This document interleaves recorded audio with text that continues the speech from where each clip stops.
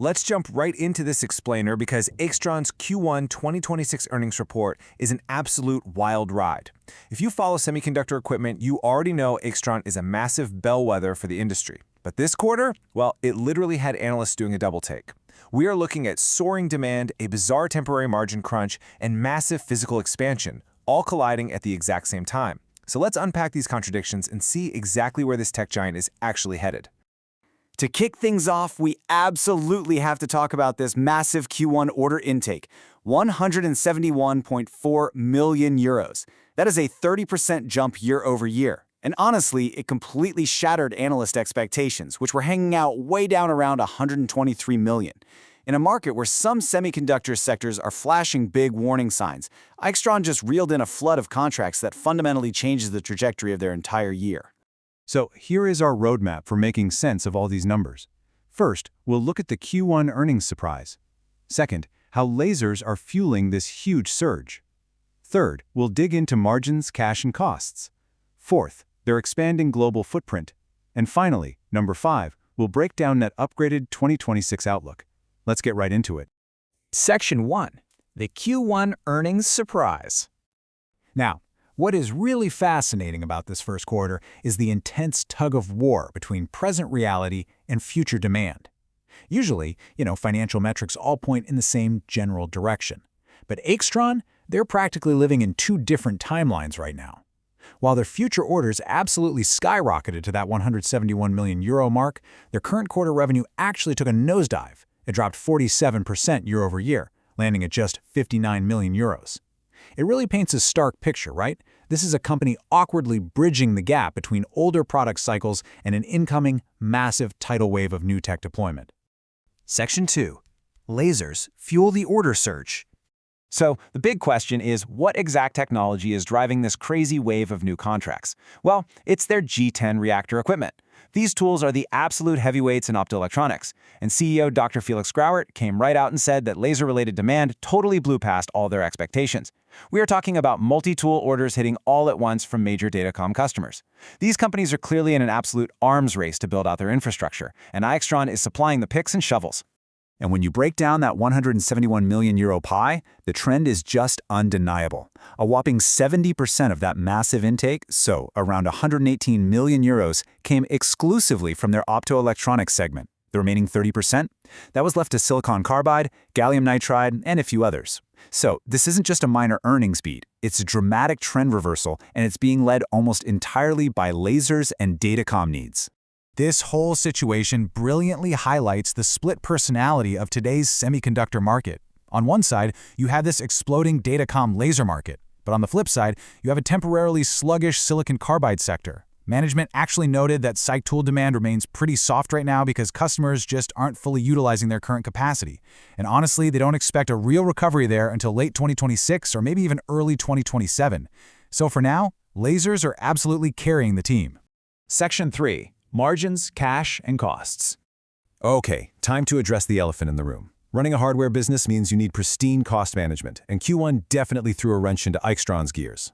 Look, on the plus side, they have an absolute fortress of a balance sheet. We're talking 272.7 million euros in cash and an 85% equity ratio. That is rock solid. But then, you look at the profit metrics. Gross margins got crushed down to 18%, and the EBIT margin sank to negative 38%. So what happened? Well, management points to a painful, one-off personnel-related charge. It cost them in the mid-single-digit millions. They argue this hit was entirely necessary to restructure the company for long-term profitability. But here is the really fascinating twist to all of this.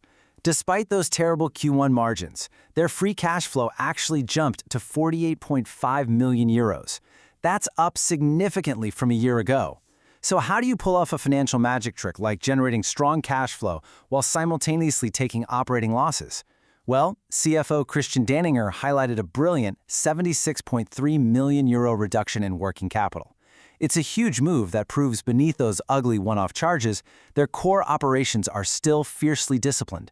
They are aggressively optimizing their capital to keep the engine running smoothly. Section 4. Expanding the global footprint. With cash flow looking that healthy, Aixtron isn't just sitting around. They are actively using it to scale up. Their Q1 presentation outlined an aggressive new strategy, enhancing long-term capacity, building supply chain resilience, and getting closer to their Asian customers while improving structural costs. Basically, they are physically shifting their global center of gravity by building a brand new production site in Malaysia. It is a massive strategic play.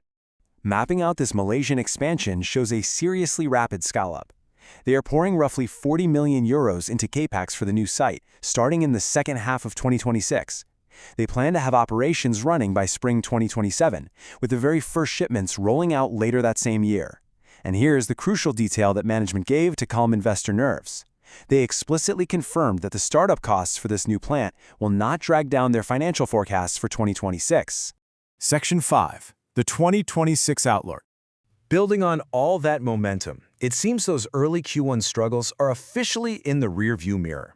Remember that initial flood of laser orders we talked about? Well, it drove their total equipment order backlog up a staggering 43% quarter over quarter. That backlog now sits at an incredibly healthy 370 million euros. And let me tell you, when you have nearly 400 million euros in guaranteed future business just sitting on the books, it directly forces management's hand on their future projections. Because of that massive backlog, Aixtron confidently raised their full-year guidance across the entire board.